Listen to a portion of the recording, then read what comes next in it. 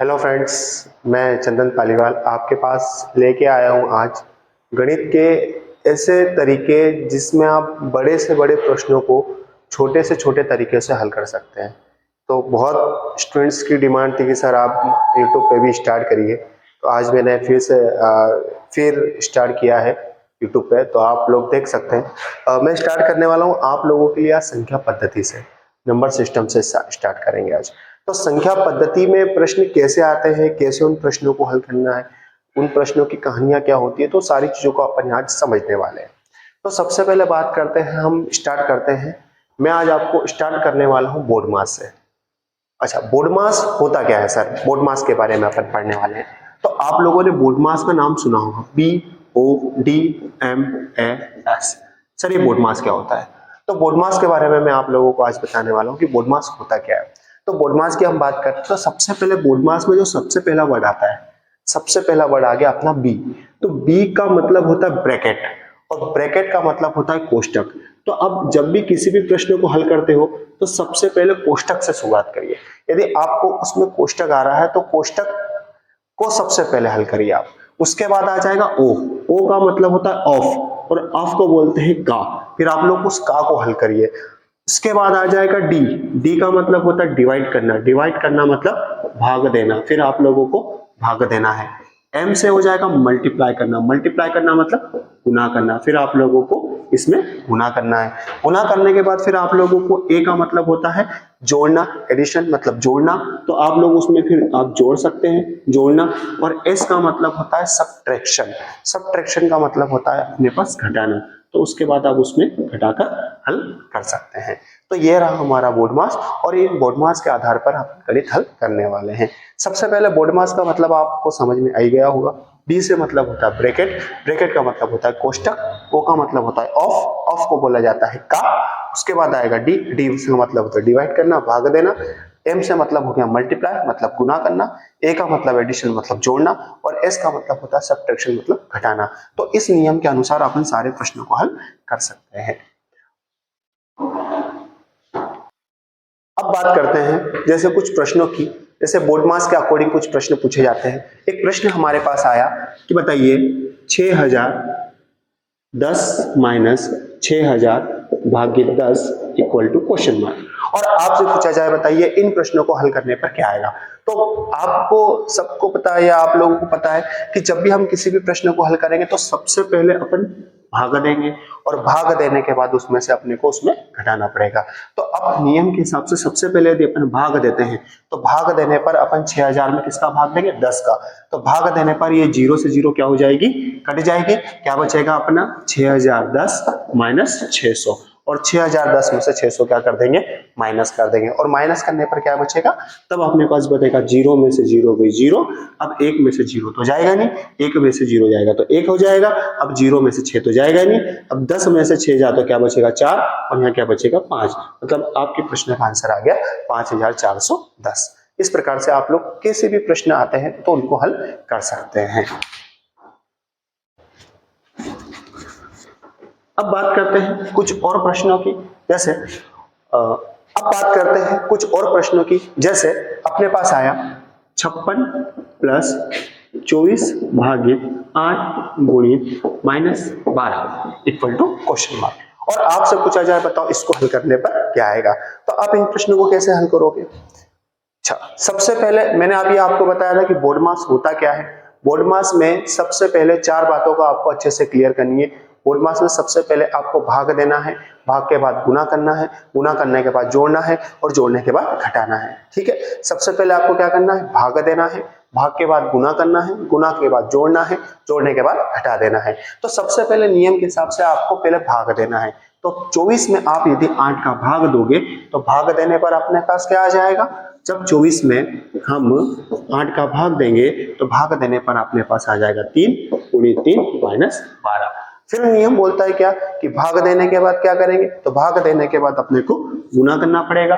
3 में 3 का गुना करेंगे, और जब 3 में 3 का गुना करेंगे तो अपने पास क्या आ जाएगा? 9 9 हो जाएगा। और 56 में फिर अपन 9 को जोड़ेंगे तो 56 9 9 कितना हो जाएगा? तो आपका हो जाएगा 6 और 9 15, बचेगा 1, और ये हो जाएगा 65। और 65 में से 12 क्या कर दिया जाएगा, माइनस कर दिया जाएगा। तो क्या बचेगा, 5 में से 2 गया 3, 6 में से 1 गया 5, मतलब आपके प्रश्न का आंसर आ जाएगा 53। ये आपके प्रश्न का आंसर रहा।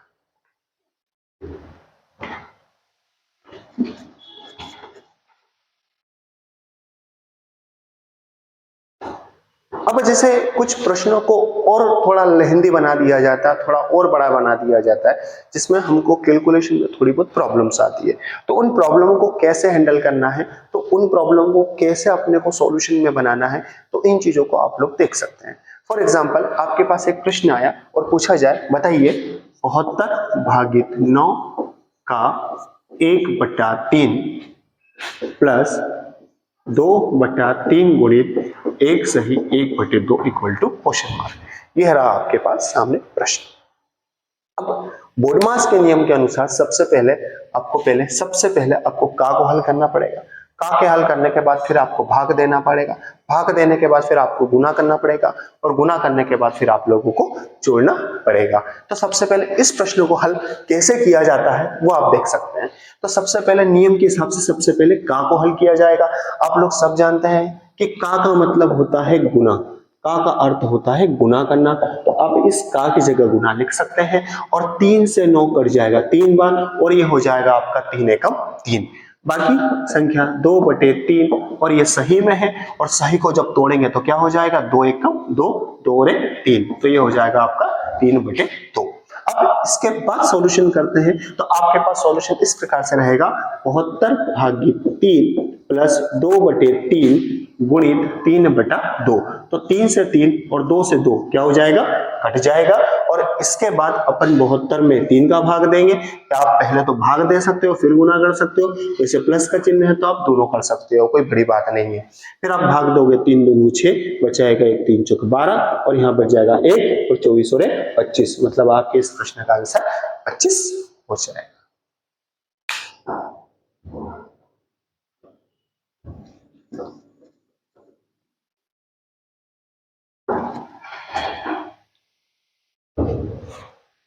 कुछ और संख्याएं अपने पास आ सकती है। जैसे आपके पास एक प्रश्न में लेके आया हूं, अपने पास एक प्रश्न आया, बताइए 175 माइनस 1/3 का 42 प्लस 56 माइनस 8 प्लस 9 पर रेखा कोष्टक प्लस 108। ये रहा आपके पास प्रश्न। अब इन प्रश्नों को किस प्रकार से हल करना है सर, ये सबसे इंपॉर्टेंट है कि सर सबसे पहले अब क्या किया जाए। तो देखो, मैंने जैसे आप जानते हो कि जो कोष्टक होते हैं वो कोष्टक टोटल 4 प्रकार के होते हैं। अब 4 प्रकार के कौन कौन से हो गए सर, तो सबसे पहले होता है हमारा रेखा कोष्टक, उसके बाद होता है हमारा छोटा कोष्टक, उसके बाद फिर होगा हमारा मंझला कोष्टक और लास्ट में होगा हमारा बड़ा कोष्टक। सबसे पहले कौन सा कोष्टक, रेखा कोष्टक। रेखा के बाद अपन हल करेंगे मंझला छोटा कोष्टक, छोटे के बाद अपन हल करेंगे मंझले कोष्टक और मंझले कोष्टक के बाद अपन हल करेंगे बड़ा कोष्टक। तो नियम के हिसाब से सबसे पहले किसको हल करना है, तो सबसे पहले आपको रेखा कोष्टक को हल करना है। रेखा कोष्टक को हल करेंगे तो कितना हो जाएगा अपना, 8 और 9 17। तो अब यहां लिख सकते हो 8 और 9 17, बाकी संख्याएं वैसी की वैसी रहेगी, ये हो जाएगा अपना 17, बाकी वैल्यू पूरी वैसी की वैसी, क्योंकि नियम बोलता है कि सबसे पहले रेखा कोष्टक को हल करो। रेखा कोष्टक के बाद अगली कहानी आती है कि कौन सा कोष्टक हल करो, तो छोटा कोष्टक हल करेंगे। और जब छोटा कोष्टक हल करेंगे तो 56 में से 17 को माइनस करेंगे तो कितना आएगा, अब 6 में से 7 तो जाएगा ही नहीं, एक हो जाएगा 16, 16 में से 7 गया बचा 9, यहाँ बचा अपने पास 4 और 4 में से 1 गया तो 3, मतलब यहाँ पर अपने पास मान आ गया 39। अब 39 के बाद अगला स्टेप जो बनता है वो है 42 और 42 में जुड़ जाएगा 39। 42 और 39 कितना हो जाएगा, तो 42 और 39 को हम जोड़ते हैं तो 2 और 9 11, बच गया 1, 4 और 3 7 और 1 8, जोड़ने पर आपका कितना हो जाएगा 81। अब इस 81 को हम लिख सकते हैं इसके आगे का, क्योंकि नियम के अनुसार सबसे पहले कोष्टक हल किया, रेखा कोष्टक हल किया, रेखा कोष्टक को हल करने पर 17 आया, 56 में से 17 गए, अपने पास 39 बचा, 42 और 39 हो गया 81, और बाकी पूरी संख्या वैसी की वैसी। इसके आगे क्या चल रहा है का, और इसके आगे चल रहा है 1/3 और प्लस आ जाएगा 108। अब नियम के अनुसार आप लोग सब जानते हैं, हमने रेखा कोष्टक करा, छोटा कोष्टक करा, मंझला कोष्टक करा, अब बाद में अपने पास बचा है बड़ा कोष्टक। अब बड़े कोष्टक के अंदर दो चीज आई है, एक तो का और एक प्लस। तो सर पहले का किया जाए कि प्लस किया जाए? तो नियम के अनुसार सबसे पहले आपको का को हल करना पड़ेगा, और का को हल करने के बाद उसके बाद फिर आपको प्लस हल करना पड़ेगा। तो जब का को हल करते हैं तो आप सभी जानते हैं कि का अर्थ होता है गुना करना, का अर्थ होता है गुना करना, और का ये कट जाएगा, और कटेगा तो कितना, बटे में होने के कारण 81 कट जाएगा। कितना हो जाएगा सर? 3 दूनी 6 बचा 2, 3 7 21, और ये हो जाएगा 27, और ये हो जाएगा आपका 27 है का 27, और 27 में 108 को क्या कर दिया जाएगा? जोड़ दिया जाएगा, और 27 और 108 कितना हो जाएगा? तब आपका आ जाएगा 7 और 8 15, बचा 1, 2 और 1 3, और 135, ये आ जाएगा 135। और जो आगे हमारे पास सबसे पहले जो संख्या चल रही थी 175, यहाँ पर वो बच जाएगा 175, और 175 में से 135 को जब आप माइनस करोगे तो आपके पास आ जाएगा 5 5 0, 7 में से 3 गई 4, और यहाँ बचा अपना आंसर 40। तो भैया इस प्रकार का यदि आपके पास प्रश्न आता है तो आप इस प्रकार से उसका सॉल्यूशन कर सकते हो। एक बार फिर से मैं आप लोगों को बता देता हूं कि इस प्रश्न को हल कैसे करना है। देखिए इस प्रकार का प्रश्न आता है कि इनका सॉल्यूशंस क्या बनेगा। प्रश्न है 175 माइनस कोष्टक में 1/3 का, फिर अपने पास मंझला कोष्टक आ गया 42 प्लस, फिर छोटा कोष्टक आ गया 56 माइनस 8 प्लस 9, और रेखा कोष्टक, फिर कोष्टक बंद, और लास्ट में अपने पास संख्या दे दी 108। अब बताइए इस प्रश्न का सॉल्यूशन कैसे किया जा सकता है सर? तो सबसे पहले आप इस प्रश्न में देखोगे, इसमें चारों प्रकार के कोष्टक हमको दिखाई दे रहे हैं। सबसे पहले कौन सा कोष्टक है? रेखा, फिर हमारे पास छोटा, फिर हमारे पास मंझला, लास्ट में अपने पास बचा है बड़ा कोष्टक। तो नियम के अनुसार सबसे पहले आपको रेखा कोष्टक हल करना पड़ेगा, और जब रेखा कोष्टक को हल करेंगे तो हल करने पर हो जाएगा 8 और 9 17 हो जाएगा।